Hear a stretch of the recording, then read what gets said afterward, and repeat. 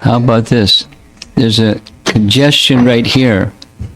If those of you that are right here can move over here, then those that are out in the balcony can come on inside.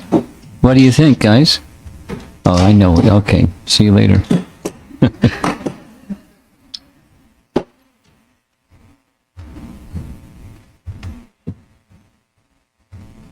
Okay.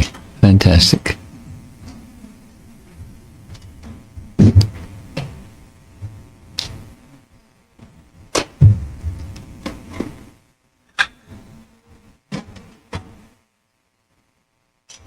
Come a little forward. Come a little forward so people that are back there can come in. For some reason, people sometimes come a little late, so we have to allow for that. Nice kirtan. Thank you.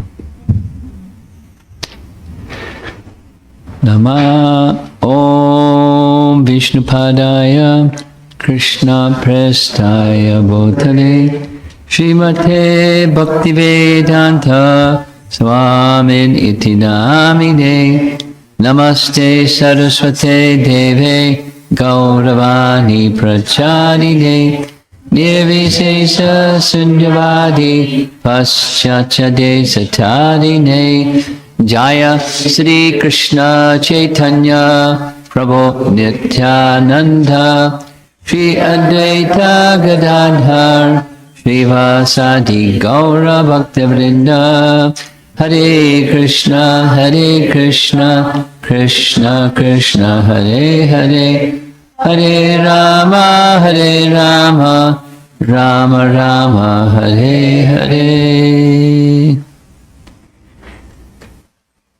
Part 2. Who was not with us for part 1? Too bad.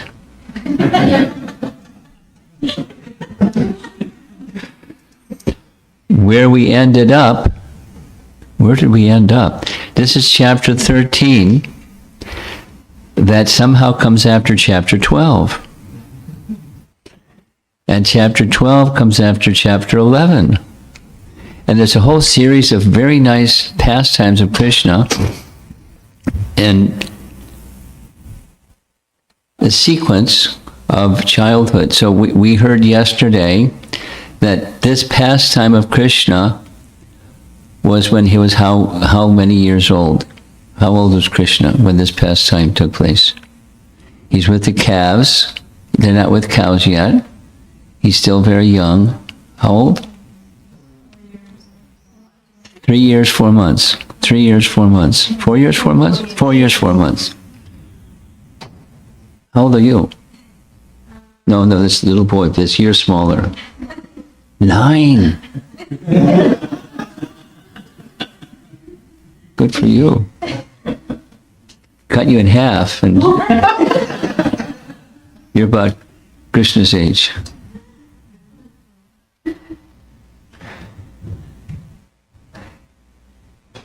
So we heard they're playing and they're playing and they're playing, they're playing and they're playing.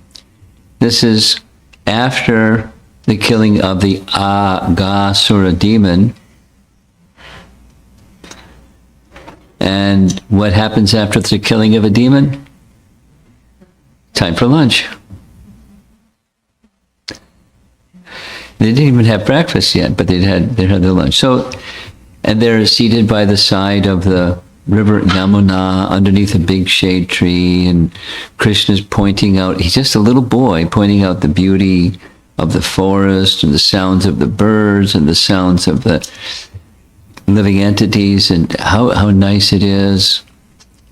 And they're very peaceful until the next episode happens.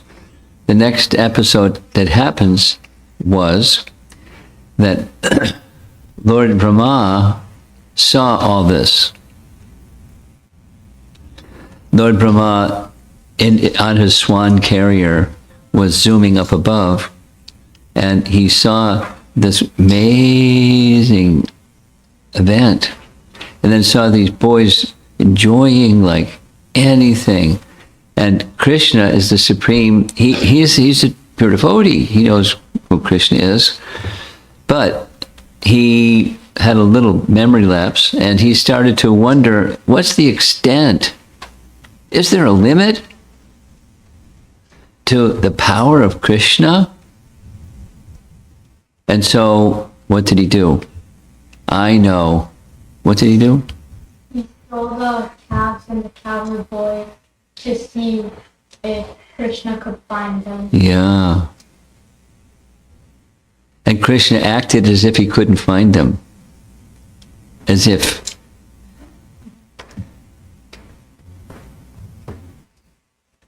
There's commentary that says, what's he going to do? Is he going to cry? He can't find the cowherd boys and he can't find the calves. He's going to cry. What's he going to do?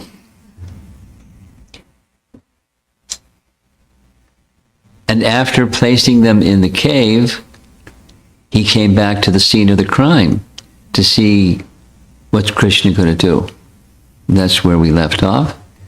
So this headliner is Krishna expands. So here's what happened.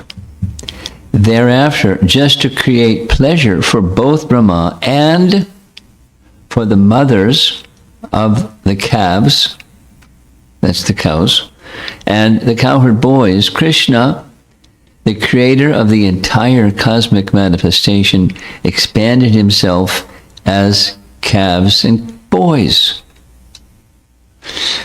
As many boys, how many boys? We all heard this yesterday.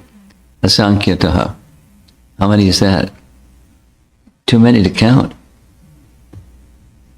Sankhya and asankyataha. Sankhya, counting. 24 elements. Asankyataha, far more than 24. So many you can't count them all. And it's that many calves too. We had this nice discussion. Where do you fit all those calves and unlimited and all of that? So here's Krishna with his newly expanded cowherd boys. Then little subtitle from our acharyas, Krishna's reasons beyond reasons. Like Achintya Shakti, inconceivable potency. In order to show his power of illusion to all people, even up to Balaram, because as you remember, Balaram's not here. Balaram wasn't kidnapped. No way. So Balaram wasn't present because it was his birthday. There's different explanations, but his birthday. So it's a nice pastime on Balaram's appearance day. In order to fulfill the desires, isn't spelled right, desires of the gopas and gopis to have Krishna as their own son. So the parents of the cowherd boys, they loved their children, of course, and they loved Krishna even more than they loved their own children. Not so, of course, but of course, because he's Krishna. And their children aren't Krishna, but so they love their children, they love Krishna even more than their own children. They desire to have Krishna as their son. Don't put your finger in your mouth. In order to bewilder Brahma, and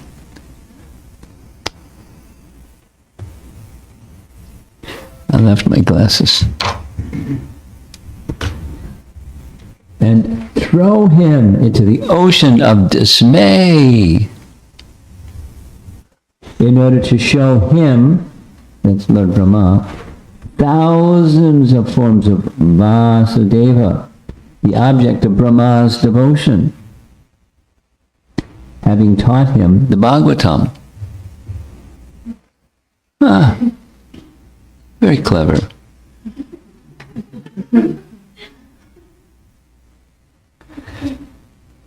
You learn Srimad Bhagavatam, and then you show the personality of Godhead, and not only one, but thousands, and has asankhataha forms of Vasudeva.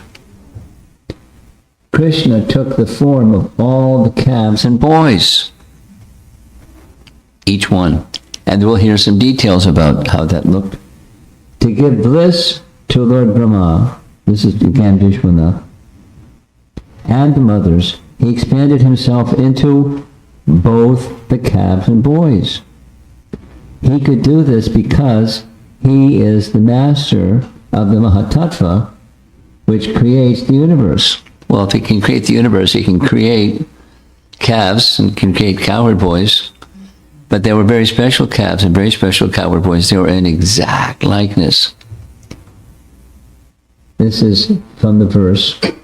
By his Vasudeva feature, Krishna simultaneously expanded himself into the exact number of missing cowherd boys and calves with their exact bodily features, their particular types of hands, legs, and other limbs, their sticks, bugles, and flutes, their lunch bags, their particular types of dress, and ornaments placed in various ways, their names, ages, and forms, and their special activities and characteristics. This is not commentary, this is verse. By expanding himself in this way, beautiful Krishna proved the statement, Samagra Jagat Vishnumayam. Lord Vishnu is all-pervading. So there, in case you're a personalist and you think he's all-pervading means something else. Checkmate to the impersonalists. So Achintya Veda Tattva philosophy, this is Prabhupada commentary. He can expand himself in more forms than one can imagine, yet he does not fall down. This is a different achyuta than we heard yesterday. From his original form as Krishna, therefore, he is called achyuta.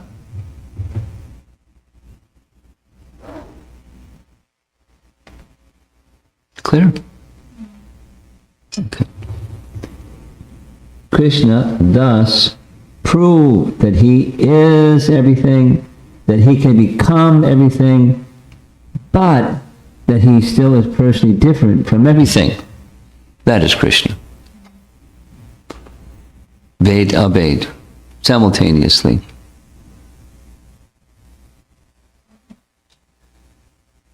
Now the rendering of Ved Abed, it has a simple form, and this is a little more involved in the simple form. Ved Abed has a lot to do with the three: Prakriti, the living entity, the jiva, and the controller, both. So the Prakriti is from him, therefore not different from him, but different from him. Living entities are from him, not different from him, but different from him. So that's like the simple form. Now here's like another level. Everything, the universe, and within the universe, he can expand unlimited universes, and he can expand himself unlimitedly within each universe. Not just the forms that look like him, but forms that look like each one of the cowherd boys and each one of the calves. So identical that their mothers didn't detect for a whole year, this isn't my son, this is something else or somebody else. They didn't detect it at all. The same voice inflection, the same everything. Personality, everything.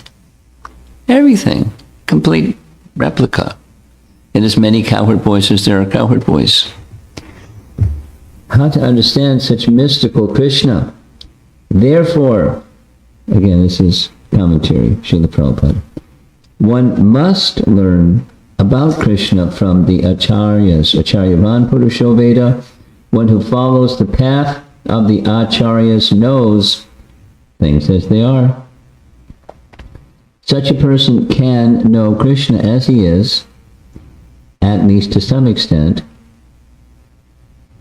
And as soon as one understands Krishna, Janma Karma Chave Divyam, one is liberated from material bondage. Sounds really simple. How come it's not so simple? You're all liberated. Sprinkle some holy water and wow, I feel liberated. Somehow. Now this is the perspective of the expanded cowherd boys. They appeared like normal boys, though they were the greatest, filled with eternity, knowledge, and bliss, or they had bodies greater than that of inferior Brahma. All the limbs, including head, hair, nails, odor. Without glasses, I'm having a hard time. Voice and complexion were similar. Very nice painting. Their ornaments and internal qualities like peacefulness, talkativeness, skillfulness were also similar. Sanatana Goswami. Their qualities like compassion and their names or words and actions were similar. Prabhupada's saying identical, and here he's saying a little softer, similar. And more. The expanded boys' memory of the boys' previous interactions with their parents were the same. Wow. They weren't robots either. One could not distinguish in any detail between the spiritual bodies he made and the original boys, because the boys were always his eternal devotees with spiritual bodies. Wait a minute. What's he saying? Sanatana Goswami? He's saying that the cowherd boys, they have mothers and fathers, but their bodies are spiritual. And they were these Maya form of those cowherd boys were the ones kidnapped. And so they were identical when Krishna manifested them. It doesn't say where the real ones went. The real one disappeared somewhere. but the Maya cowherd boys and calves went in the cave. And the original ones, they were just like poof. They just became unmanifest. And then Krishna manifests these other forms. Okay. So we're going to get Brahma getting astonished pretty quickly. Beautiful paintings. All of them were actually Krishna himself. All these forms were forms of the Lord, Vishnu Mayam. Maya means having the essence, having the essential nature of. Vishnu indicates the nature of spreading everywhere. Vishnu. The all-pervasive Vishnu. By being all these separate forms, Krishna was both different from and not different from them.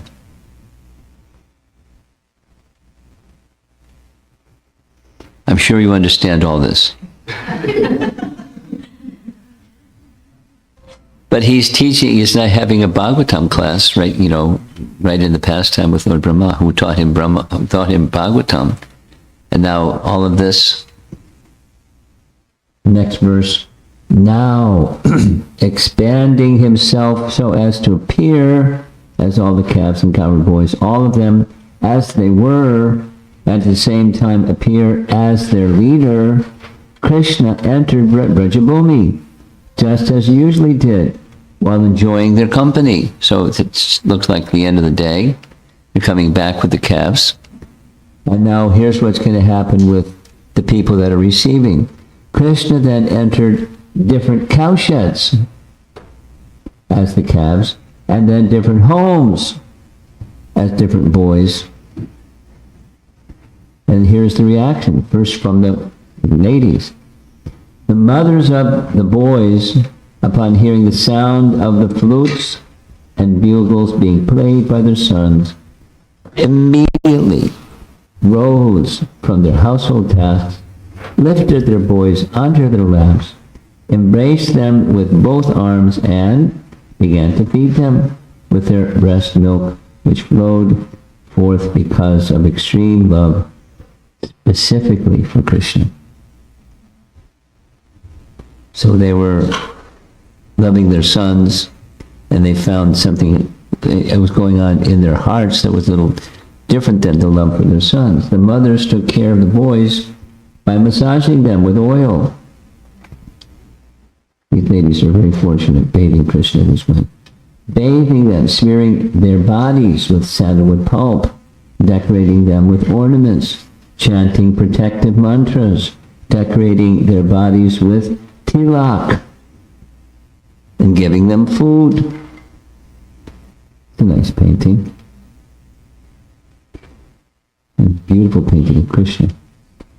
In this way, the mothers served Krishna personally. Actually, Krishna is everything, but at that time, expressing extreme love and affection, they took special pleasure in feeding Krishna, the Para-Brahman. And Krishna drank the milk from his respective mothers as if it were a nectarian beverage. He's having a good time, as they are also. So motherly gopis' affection and the cows for Krishna remained as before, but the love for him had been greater than their love for their own children and calves, which is quite extraordinary.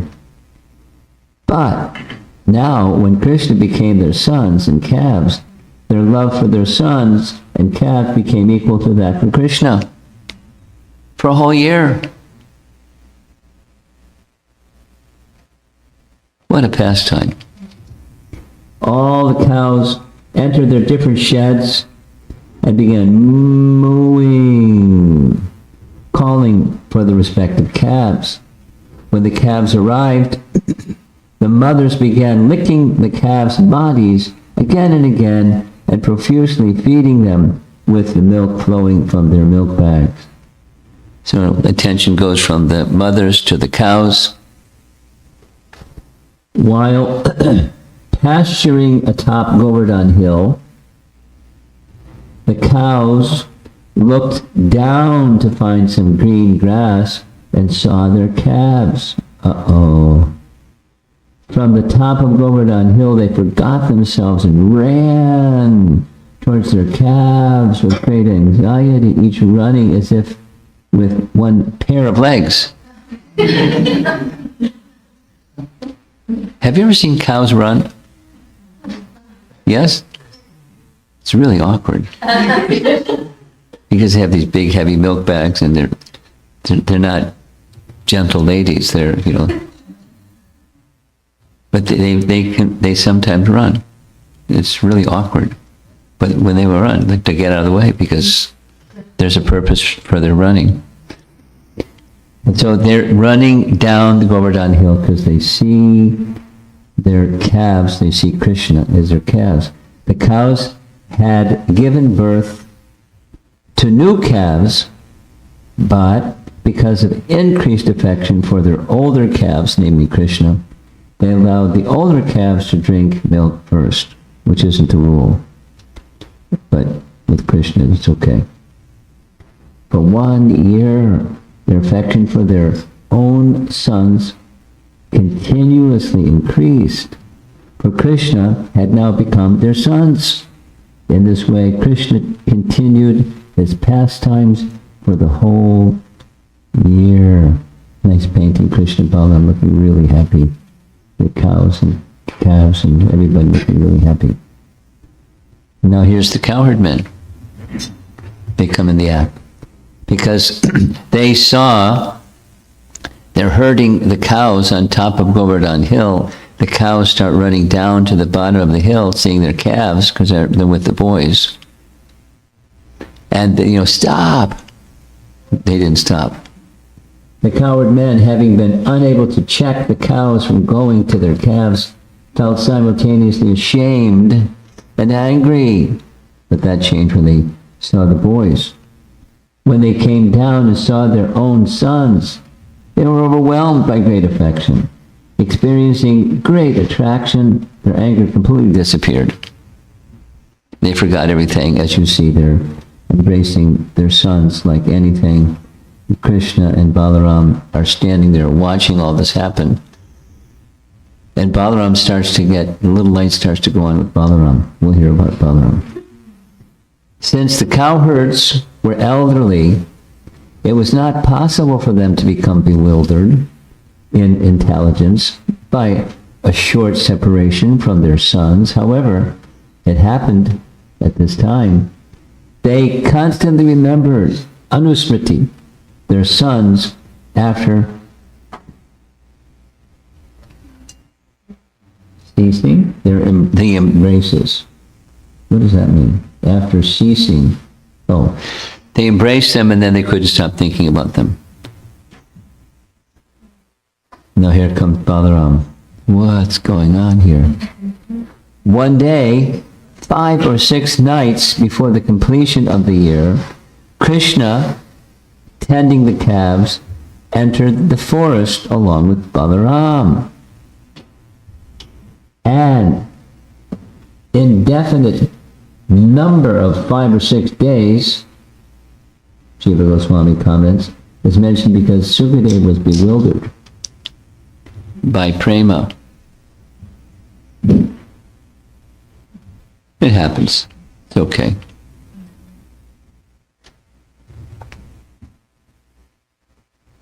There's Balaram, look at him. When Baladev saw this attachment, he was unable to understand the reason for it. What is this wonderful phenomenon? The affection of all the inhabitants of Braja, including me, is increasing as never before. Who is this mystical power? Where has she come from? Is she a demigod or a demoness? Is it the illusory energy of the Lord? For who else could bewilder me? So Krishna clues him in. Thinking in this way, Lord Balaram was able to see with the eye of transcendental knowledge all the calves and Krishna's friends were expansions of Krishna. The light went on. By Yogamaya's influence, Balaram realized this, and the other cowherd men even now did not realize this.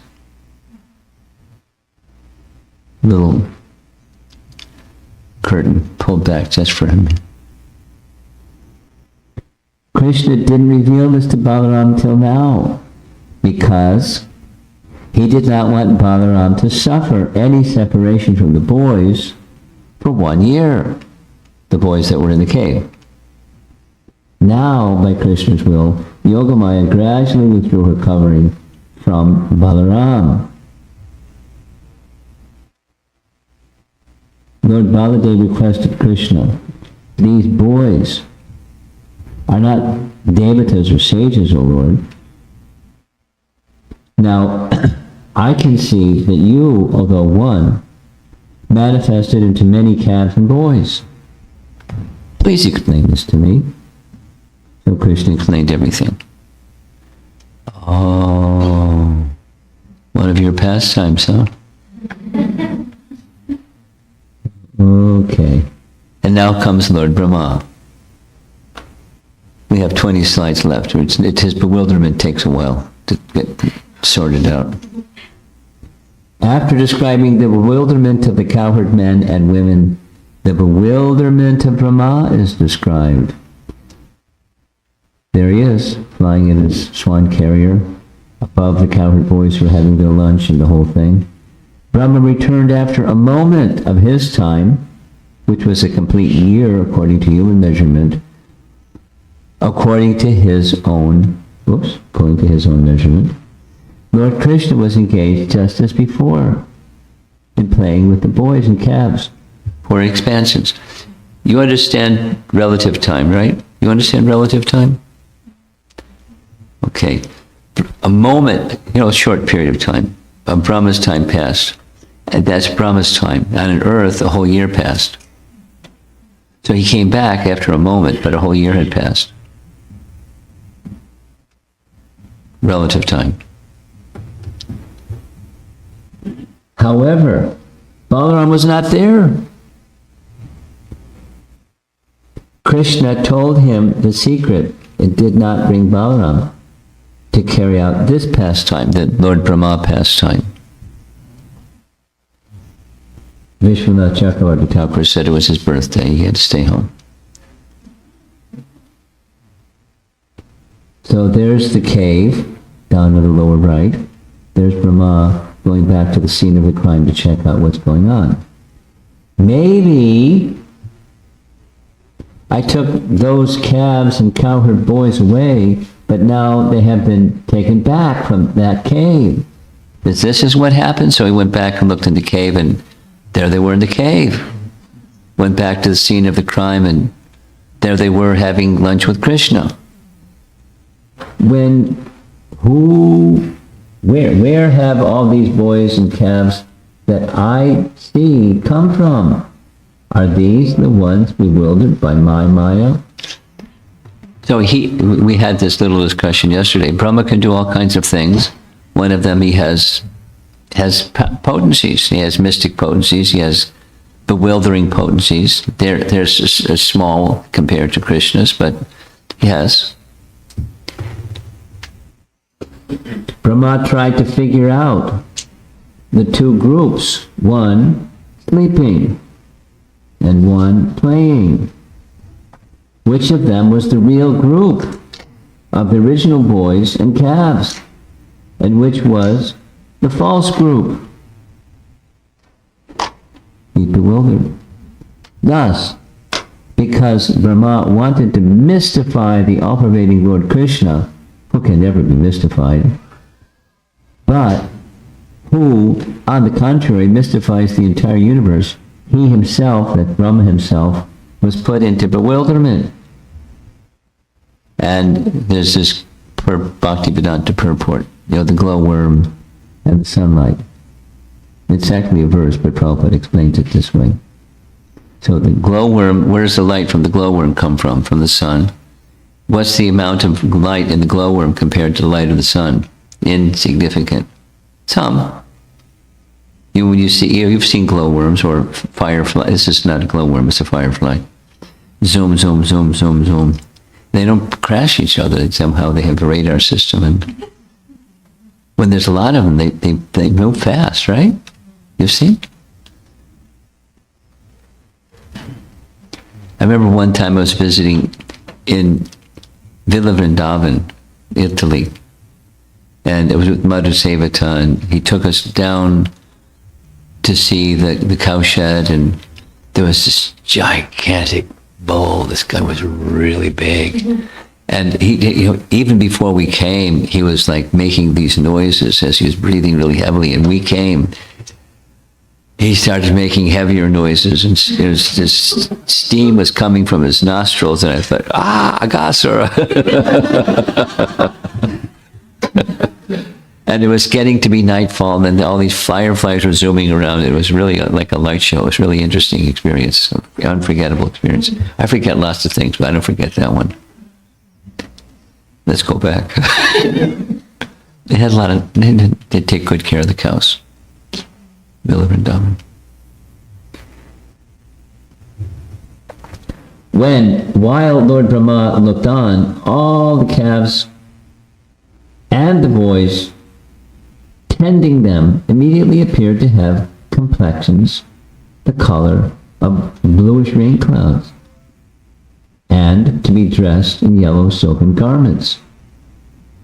Now that's just the cowherd boys, not to speak of the forms of Vishnu Murtis. So as the painting shows, for each, so there's all these calves and all the cowherd boys that are Ansankitaha, and each one of those calves and cowherd boys manifested a form of Narayan simultaneously. The big crowd. And then each one of those forms of Vishnu had bangles on their ankles, ornaments on their feet, sacred belts around their waists, garlands of forest flowers and kastuba gem around their necks, marked with the 3 lines of the conch shell, the emblem of the goddess of fortune on the right upper portion of their chests, 4 arms holding conch shell, disc, mason, lotus flower, armlets on their arms, bracelets on their wrists, earrings on their ears, helmets on their heads. That wasn't it. It keeps going. They wore fresh, tender garlands of tulsi leaves offered by the sadhakas to deities using their minds and actions. The brightness of their smiles made the moonlight lament. They looked forward with pink eyes, which fulfilled the desires of their devotees, worthy of his mercy. His affection, which maintains the devotees, is in Shuddha Sattva, or transcendental. So these forms of Vishnumurti, or Narayana forms, they were maintaining their devotees with Shuddha Sattva affection. Now, the cowherd boys aren't thinking, oh boy, I'm safe now because Lord Narayan is just standing right behind me and looking after me with his Shuddha Sattva affection. They may not realize that, but that's what Brahma saw. All those Vishnu Murtis are surrounded by all the, so there's a long list. This section of the Bhagavatam is like a long list of, if you want to know what those different potencies of Narayana are, read that section. There's lots of names, your head will spin. Lots and lots and lots and lots of numbers. All the opulences and by the 24 elements for the creation of the material world headed by the Mahatattva. They were being worshipped by various living entities according to their capacities, with various means of worship, such as dancing and singing. Not over yet. Then Lord Brahma saw that Kala,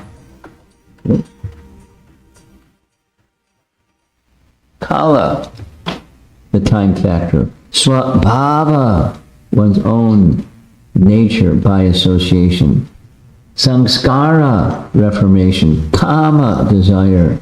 Karma, fruit of activity. And the gunas, three modes of material nature. All worshipping the Vishnumurtis. It's pretty crowded. Pretty noisy. And that's not it. Keep going. Then Lord Brahma saw the Supreme Brahman. At the same time he saw the calves and the cowherd boys as the Lord's expansions. And all the personified Vedas, doesn't say this yet, personified Vedas, the personified Vedas were hovering somewhere in there and singing the hymns of the Vedas. Big orchestra, cacophony of sound. Ooh, ooh.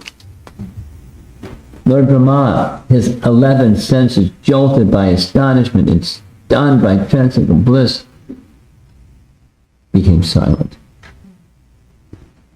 I wanted to see the extent. Okay, thank you very much.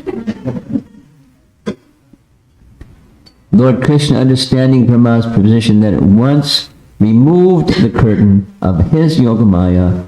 Lord Brahma's external consciousness then revived, and he stood up just like a dead man coming back to life. Opening his eyes with great difficulty, he saw the universe along with himself.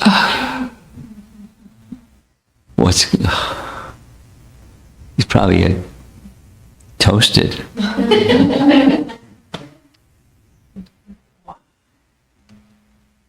He asked for it.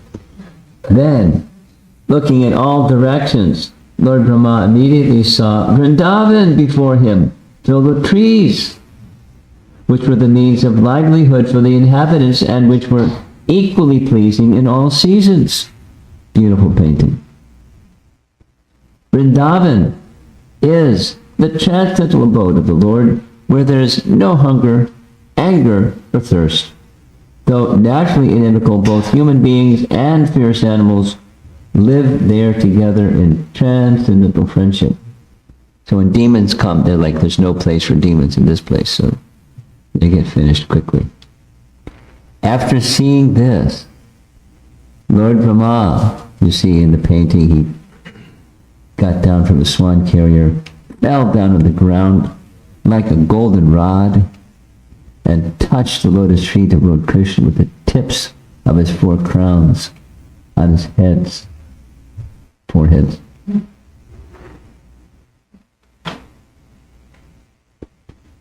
Krishna with a little couch stick is giving his blessings. Offering his obeisances, he bathed the feet of Krishna with the water of his tears of joy. Rising and falling again and again at the lotus feet of Lord Krishna for a long time, Lord Brahma remembered over and over the Lord's greatness he had just seen. Then, rising very gradually and wiping his eyes, his head bent low, his mind concentrated and his body trembling, Lord Brahma very humbly began, with faltering words, to offer praises to Lord Krishna. Thus ends chapter 14, 13 heading for 14. Next. See you again next visit. Bhaktivinoda Thakur writes, if one intensely absorbs his mind in various arguments, opinions, and their respective literatures, then all realizations attained through samadhi are practically lost. This is called illusion, based on the flowery words of the Vedas. He makes this comment in his Krishna Samhita. Being overwhelmed with this illusion, Brahma had doubted the supremacy of Krishna. The Vaishnavas should regard this illusion as an obstacle. And that's the end, and we're ready for chapter 14 next week. Brahma's prayers. They're really beautiful. Now, I don't know to what extent we'll go through this. It's long. It could take several sessions. Let's see what happens. But it's very beautiful prayers, very elevated prayers. Some are especially well-known, Tateno Kampam, Susamikshimano, etc. Well-known verses. But he built the universe. Scientists and people can do some amazing things through manipulating Prakriti in this way, that way, learning the laws of Prakriti and making things. Some amazing things. Build the universe. He didn't even go to school. Chief engineer, no engineering professor. Just, chanted his mantras. He heard the Bhagavatam. And he realized it. So he's a very powerful, amazing personality, and Krishna short-circuited him. And now he's going to offer his prayers. So to be sure, they're very erudite and elevated and eloquent and, to the point.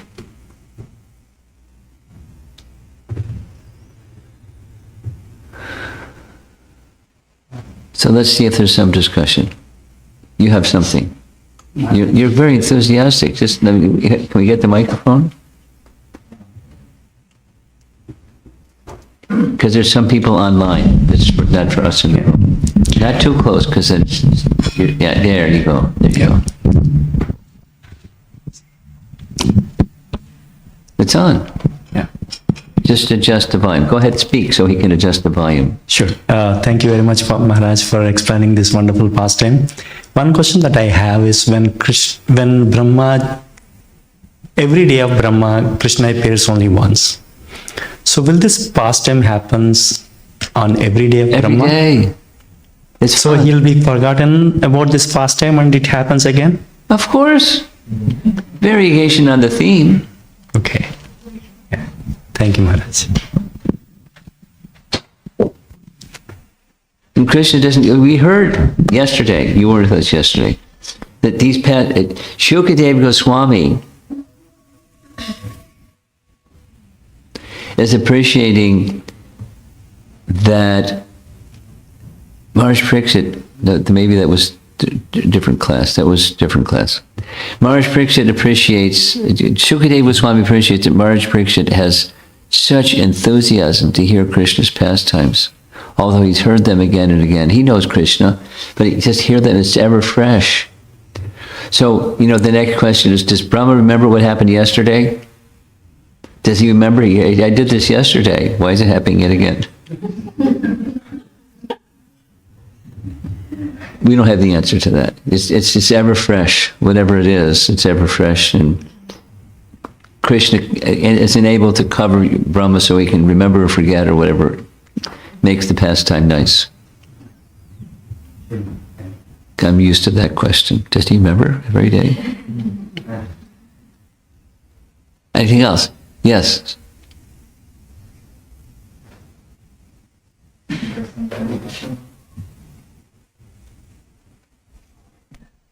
Got it. Hare Krishna Maharaj. What does it mean, the flowery words of Veda? What does it mean? Can you give some example or expand on that, please? Not about an example, but just the meaning. The meaning is Samaveda is especially sweet. So there's just the sound itself. What to speak of for connoisseurs of the Vedas, for even people not connoisseurs of the Vedas, the sound is very sweet. So there's a sweet, it's sweet. And the sound is also flowery. That means it's decorative, flowery words of the Vedas. So it gives richness to the narration of the absolute truth, so much so that one may be more attracted to the flowering language than to the essence. That's my understanding of the intention of the flowering language of the Vedas. Thank you, Maharaj. It's just like sometimes poets, they say things that are they're flowery language, you know, and it's may for them it means something because they're writing it, but for people here it's like what's this guy talking about? It's too flowery for me. It's poetic and beautiful, but not so easily discerned. Flowery. Thank you, Maharaj.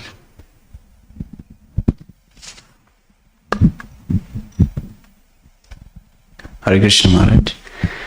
Maharaj, you mentioned that Brahma is a pure devotee, right? He's a what? He's a pure devotee? I didn't say that. No? Okay. No, okay. He's an elevated devotee, but he's a mixed devotee.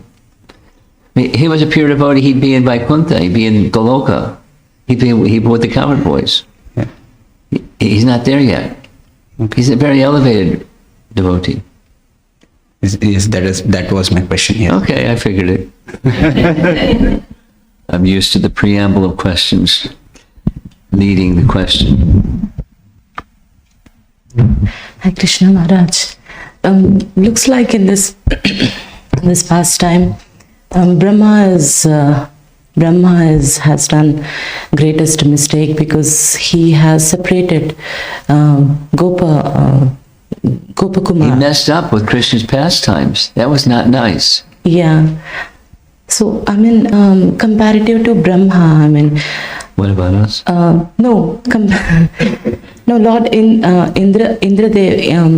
Lord Indra in He messed up too. Big yeah, time. but actually in that Govardhan Leela, at least all the Gopas and Gopikas, they all were together with the Krishna. But in this, he has separated Gopas from Krishna for 1 year.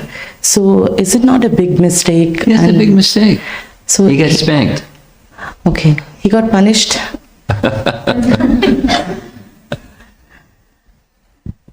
So I was thinking, like, did someone, Gopas or Gopakumaras, I mean, they cursed him, cursed Brahma, or I mean, I just want to know. What was the reaction for his mistake? Yeah, That's because what you want to know. he separated actually for 1 year, 1 solid year. So But he facilitated a pastime of Krishna. It wasn't just he was a bad boy.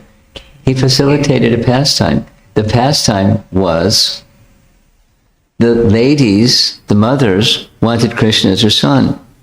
The cows wanted Krishna as their calf. Brahma facilitated it.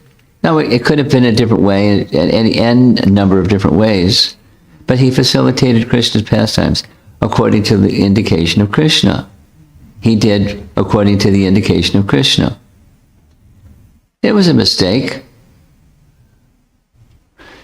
No, did you get that little document that was circulated?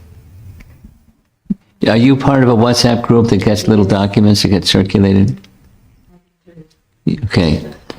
See him, and he'll add you to see this young man over here, because he sent it out. You just have to be on the list. But he'll now send it to you, and then you'll be on the list for future. There's a little pastime. Gopal Hari asked yesterday evening, and I did a little homework, and it's in Jaiva Dharma. Jaiva Dharma, you've heard of that book? Jaiva Dharma is a book by Bhaktivinoda Thakur, and it's a retelling of 4 essential books of Vaishnava literature. And in the glossary of that, Jaiva Dharma, there's the word Antardweep. Antardweep is one of the islands in Navadweep, one of the 9 islands. It's the center one, Antar. And Antar means concealed or hidden. So in Antardweep is the place where Lord Brahma felt very repentant for his big mistake, and he took the birth of Haridas Thakur in a low birth to repent, and it's an exercise of constant chanting of the holy name to repent for this big boo-boo. So Haridas Thakur is Lord Brahma, chronologically, the stealing of the calves and cowherd boys prior, subsequent, Haridas Thakur, Brahma became Haridas Thakur in constant chanting of the holy name. So if you may have wondered, I've wondered, where did Haridas Thakur get the holy name anyways? Because he's born in a Muslim family. So who was his guru that gave him that mantra that he chanted incessantly? It doesn't say in Jaiva Dharma or any writing that I know who gave him the mantra, but he had a propensity for chanting the mantra like anything, in great repentance for his mistake. So consistently, particularly Bhaktivinoda Thakur refers to Haridas Thakur as Brahma Haridas. He's Lord Brahma. Now it's not like Brahma put a little notice up on his door and said, out to lunch, went to earth to take birth as Haridas Thakur, see you later. It's not, it's an expansion of him, a partial expansion of him, an angsa of him, entered into the body of Haridas Thakur. That's the understanding. You feel better now. You look worried for there for a while. But it was facilitating a pastime. And under, he, although he's not a pure devotee, he's under the influence of the Lord's not illusory energy, he's the Lord's of the internal energy, and the illusory energy did the illusory energy thing so that the pastime could happen. Okay. Someone else. Gopal. Okay. Harbo.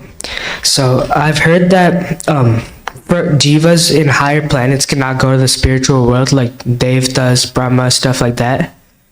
So is that true? Because right now we just learned that Brahma sees Krishna every day. He Well, he became can see, Haridas but he's Thakur. not participating. We read Srimad Bhagavatam every day. We chant the holy name every day, but we're not experiencing, are we? I mean, maybe some of us are, but most of us aren't. But so the opportunity is there because of the kindness for you and for me and for us sadhakas. There's some kindness extended. So he's like in the stage of sadhana. He's not the stage of prema and bhava. Lord Brahma. But Krishna lifted him up, and he experienced again and again and again, and tears in his eyes, and falling like a rod, and again and again and again. So, but he's not. He's seeing isn't the same as directly participating in. We discussed this a little bit yesterday. Is a little bit from yesterday. There's a stage above the sadhana stage of bhakti. There's two more stages. You know what those two stages are? Bhava and prema. Sadhana bhakti, bhava bhakti, prema bhakti. In Rupa Goswami's writings, bhakti, rasa, amrita, sindhu, there's three divisions. Those are the three divisions. Sadhana, bhava, prema. In those more elevated stages, there's intense, to the point where the person becomes like a mad person, mad woman, mad man, to get direct association. So Brahma is not in that position yet, although he's able to see. This question came yesterday. How can the demigods see? Because they're mixed devotees. They're not pure devotees. How can mixed devotees see? How can we're mixed devotees? How can we hear and chant and remember? We do sadhana. In that stage, there's the option to be exposed to the non-different from Krishna features, the deity form, the name, the Bhagavatam. We should minimize that they're non-different than Krishna. And it's appropriate, it's mercy for sadhakas to have that direct experience with Krishna. And so Brahma was able to see, but Sorry, Charlie, you couldn't, can't play with Krishna like the cowherd boys can. Does that help? Yeah, Maharaj. I think my main question was that Oh, because I thought he, you did. like we just mentioned, he became Haridas Thakur. yeah. So obviously Haridas Thakur was like a really, really, really great devotee. He was a really, really, really great devotee, yes. So then, how come Brahma, since he took birth as Haridas Thakur, can't go back to Godhead in this life? Who, Brahma or Haridas Thakur? Brahma. Well, he became purified, but where does Brahma go after this life? That's a nice question, and there's the answer to that question is it depends. And some this, and some that, and some the other. There passage. I can't remember the details of the destination of Brahma after this lifetime, and then the subsequent Brahma for the next lifetime after this Brahma, or the next cycle of the next creation. That was her question. What's the qualification to become Brahma? Big qualification. But so your question is, where does he go after this life? Some may go back to Godhead, but not during this life. He's got a service to do, and he's a mixed devotee. We're mixed devotees, and we have some service to do. What's our destination? Depends on our consciousness, doesn't it? Does that answer your question? Yes, Maharaj. Okay. So some Lord Brahmas may go directly back to the spiritual world. Some may not. And what happens depends on their consciousness. For all of us sadhakas. Thank you, Maharaj. Okay. Yes. Maharaj, just to first follow up with his question, if in this day of Brahma becomes Narad, Brahma becomes Haridas Thakur, and he becomes a pure devotee, he's highest devotee, then in the next day, he must be a pure devotee.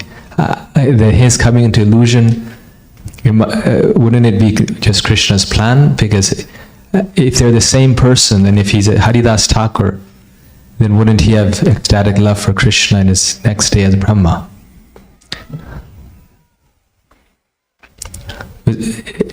I'm not sure what you're saying. Are you saying after Haridas Thakur left this world and Lord Chaitanya Mahaprabhu performed his funeral rites and did what he did, then Haridas Thakur, the Angsa of Lord Brahma that became Haridas Thakur merged back, because that's what happens at the end of, like the end of Krishna's pastimes.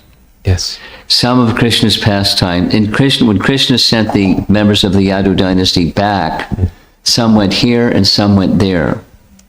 Yes. Not all went into the unmanifest stage. There's three destinations. Eternal associates became unmanifest. Some descended from the heavenly realm as devatas to assist Krishna's pastimes, and guess what? They went back to become a devata. And that was like scratching my head. Wait a minute. They've been with Krishna. But, it's like Nalakuvara and Manigriva.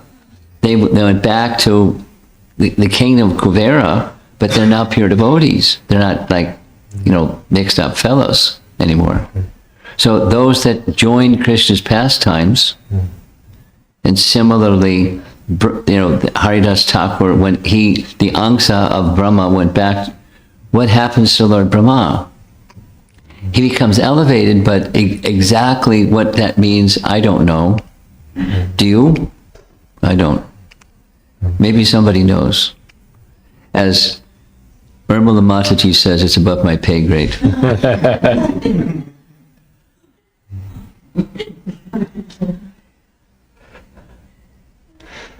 But benefited for sure. And then comes the next question, his question. Does this happen every day? Didn't he learn a lesson? Come on. You got all this mercy and everything. Does he make the same boo-boo again? every day of his life. He has a long day.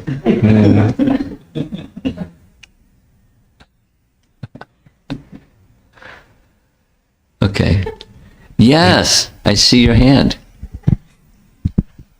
Last year during Gita Nagari retreat, you explained, while talking about Dvivida, you explained that Dvivida originally is one of the Avarana deities Yes. of Ramachandra, and then Yes, I remember. when he Very when he well. came, there was also, so his expansion came, and there was also conditioned soul of Yes. Dvivida. Yes, yes. So in the Rupa Vilas Prabhu's book of Namacharya, he explains that Haridas Thakur is a combination of Brahma, And Prahalad Maharaj, I don't remember the third one. This one. go ahead. So can we consider that Haridas Thakur is also one of the Avarana deities of Lord No, we Chaitanya? can't assume anything like that. Okay. Okay. Because that means something. This term, that I spend a lot of time on it, so it's very clear. Avarana deities means in the spiritual realm of Ayodhya, they are worshipped along with Lord Ramachandra, and as kind of like on the side, or that it's part of the worship of Ramachandra in Ayodhya. They're there, these two. And an angsa of them came, as was the plan, as Lord Ramachandra, as was asked by Lord Vishnu to descend and deal with Ravana. So an angsa, or an expansion of so many personalities, including these two, appeared. And so they're in this world as the angsas of the personalities in the spiritual world. So your question is it possible? It's possible. We can't conclude for sure anything like this. That Haridas Thakur or Lord Brahma or anything. Unless it's, how do we know that? As our acharyas say because it's from scripture. We can't just get some bubble gum and stick it to the topic and say, look, it fits, huh?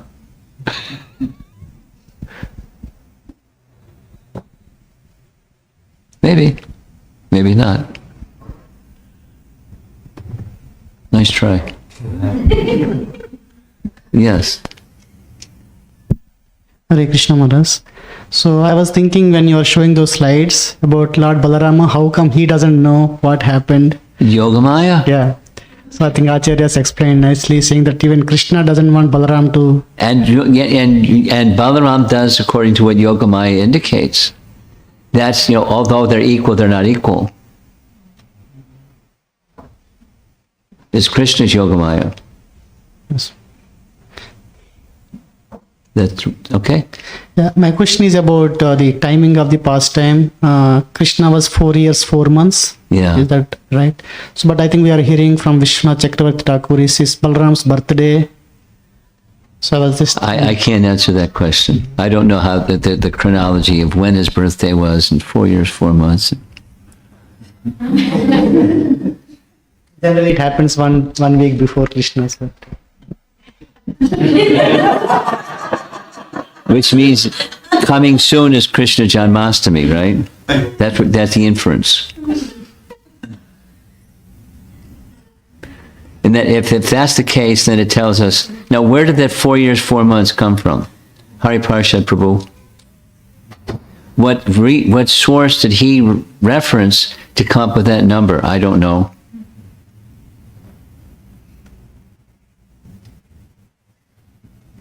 If you really want to dig into it, you can go right to Hari Parshad Prabhu and ask this question. Maybe he has the answer. But the inference of what you're saying, if it's his birthday, then Krishna's birthday is coming up. So maybe it was in the fall, just before Krishna's birthday.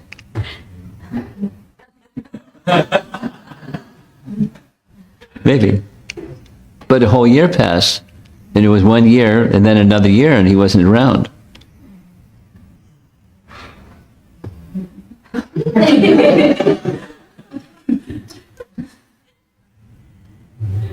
So chronologically, it would mean whenever the next pastime is after Brahma's prayers, it's 1 year. It's like 5 years and 4 months. Let's see. I haven't memorized the chart that he created, but I know that he's very particular. He doesn't put something in writing unless has scriptural support. You have something? Yeah. There's someone back behind you also. No? Go ahead.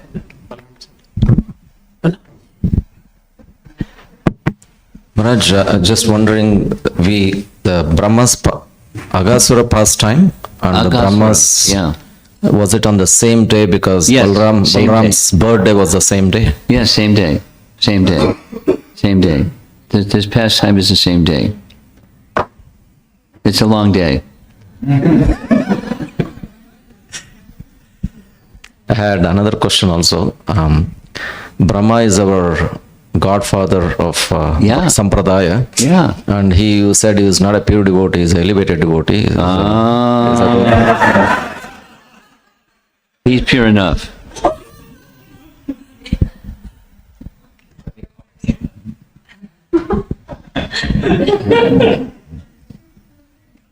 Charinishta, you have something? Well, we don't. I mean, we've discussed a lot about Brahma already, but I did find it interesting. Prabhupada mentions different things at different times. Yes, he does. In his books, he says one thing. In his walks, he says a different thing. So, the question I'm having is a little more. These type of leelas in our modern location and context where we are in the United States, and it's a primarily Christian, Judeo-Christian theological understanding. What kind of hope is there in sharing such miraculous theology with the local religion? Lots of hope. Everything depends upon the trajectory, the spiritual acumen of the recipient. You and I are examples, and there's many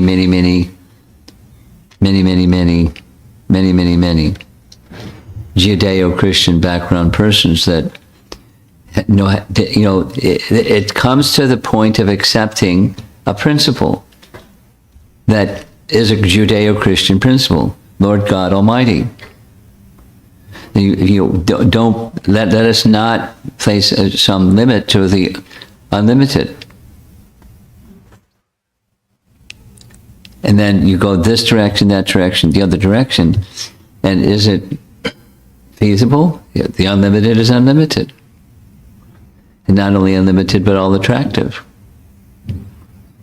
And that's a platform that makes it, for a Judeo-Christian background person to like it. Besides, everybody likes stories. It's a very likable story. It's a lovely story. And is it feasible? Yes. With that understanding. And then it kind of strains a little bit for some persons, but some persons really like it. They really like it.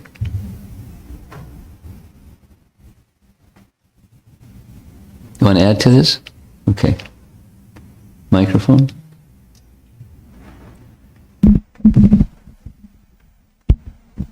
Go ahead.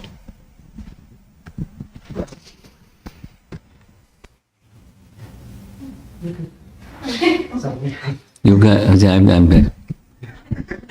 A comment and a question, Guru Maharaj. We hear of so many examples in the Srimad Bhagavatam of devotees making mistakes and committing offenses.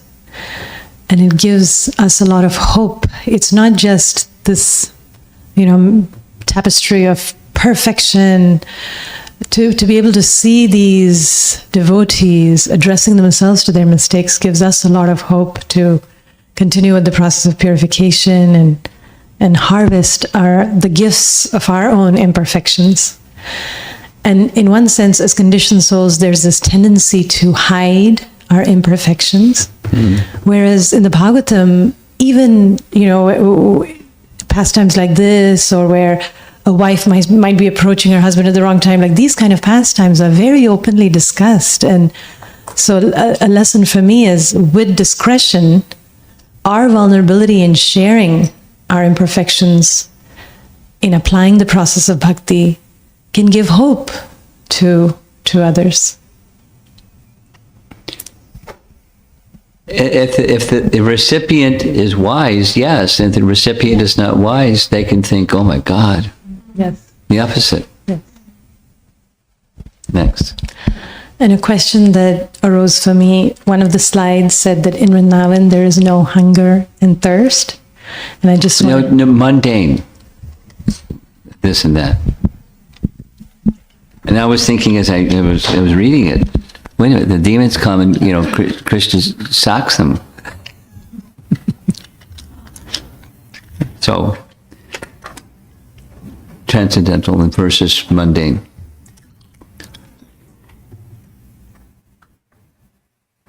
Hare Krishna Maharaj. I have 3 strands of thought, or hopefully I can weave them together. One was yesterday we talked about, how there can be greed in the material world and how it is transformed in the spiritual world. So there is this perverted reflection that we see from the spiritual world to the material world. The second thought is, when the Gopas were seated, they all saw Krishna like really, really close. They could see that he was right with them and nobody else. So I was wondering if there is a perverted reflection of that feeling, like Krishna is with me.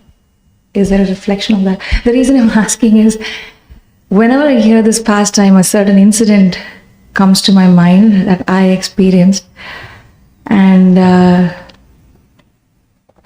if I can quickly share what that was, I don't know if it matters, but You want to know if it's okay to share the particular experience? No, that's not what you're asking. What are you asking?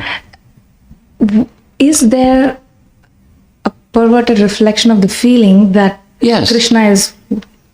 Yes. Yes. And then, poof, it's gone. It's called spurti. Krishna, this is in it's many places, but one of the places is Madhurya Kandambani. It's a standard term used in Gaudiya Vaishnava literature that unexpectedly, suddenly, much to the surprise of the individual, that the personality Godhead appears. And it's not like it's their imagination or their mind, but he appears. I mean, it can be any one of those, and then some exchange, some discussion or something, and then poof, he's gone. And then the devotee wonders, what was that? Was I with dreaming? And, those kinds of things. Yes. It's got a term for it. And it's not always, anyway, there's variations on the theme of. So Krishna can make himself available to others just at his will.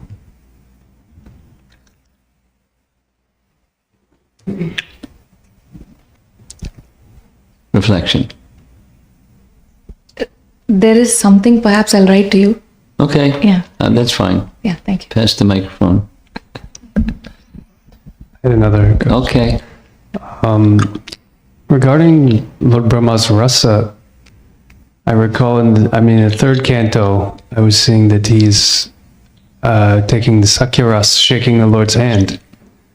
And then... But not all Brahmas have that same rasa. Right, so perhaps this discussion is related to different Brahmas. Yes. Yes.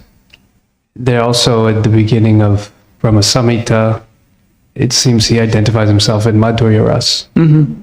So these are different Brahmas that we're Yeah, talking? different days. Excuse me, not just different days. Different Brahmas, different universes. Yes. Okay. It's a standard Gaudiya Vaishnava explanation of discrepancy. It says this here and says that there. How do you sort it out? Right, like sometime in the books, Prabhupada says he's a pure devotee. In his conversation, he says he's not. So I guess this is a...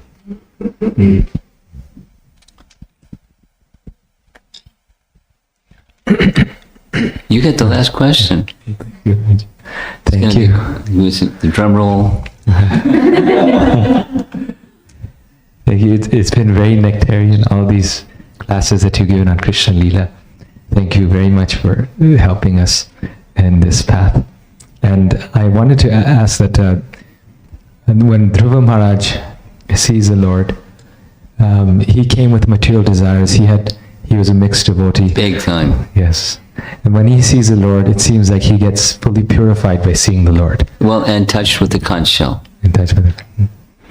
So what was the difference of his mood or approach from the demigods? The demigods, I mean, he saw Narayan, they see Krishna, and seems like they don't get fully purified of the Because they're not absorbed. Like, look what Dhruva did. As they say, good Lord.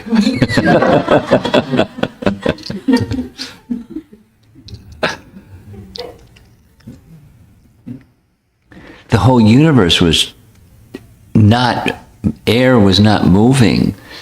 He was as heavy as the universe. The earth was being pressed down, and etc. Standing on one leg.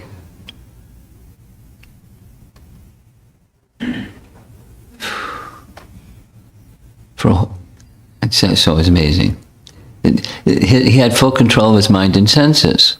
And the demigod's not the same. And he's got some problems with his mind and senses. Not the same.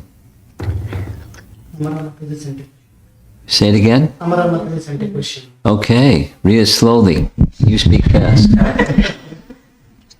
Is Lord Brahma offering service to Krishna to enhance his pastimes with Vrajavasis by acting in such a way under Krishna's illusory potency? Well, this is the topic that we've been asking or mulling around a little bit.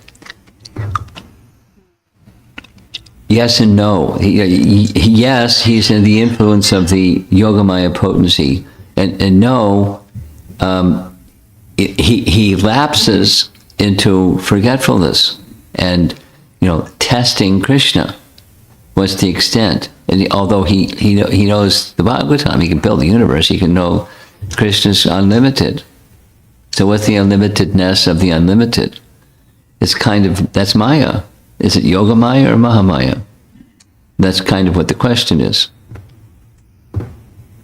And one could take the position either way.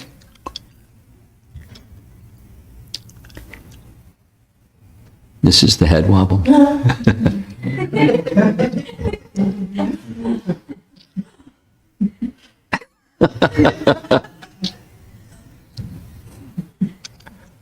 Okay. Texted a question. Sumangala Mataji, give this young man the microphone. How can a living entity can expand as each living entity is with one gross body? Basically, Brahma is a living entity. How can he be in two places? That's the question. Do you understand the question? Yes. You understand the question. Brahma is there. How is he also Haridas Thakur? Oh, that answer to is he also some? Is that it? Yeah. It's an angsa of.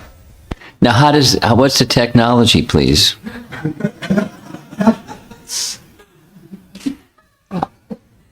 I don't know. I've not heard an explanation. I've heard anyone offer an explanation, and perhaps maybe, but it's an understanding that's within our Vaishnava, not just Gaudiya, but Vaishnava understandings, that exalted personalities have the capacity to expand, and as an angsa, not an equal expansion, but an angsa of themselves. How the technology works, I don't know, but that's an understood phenomena. If that's what her question is, it's an angsa of.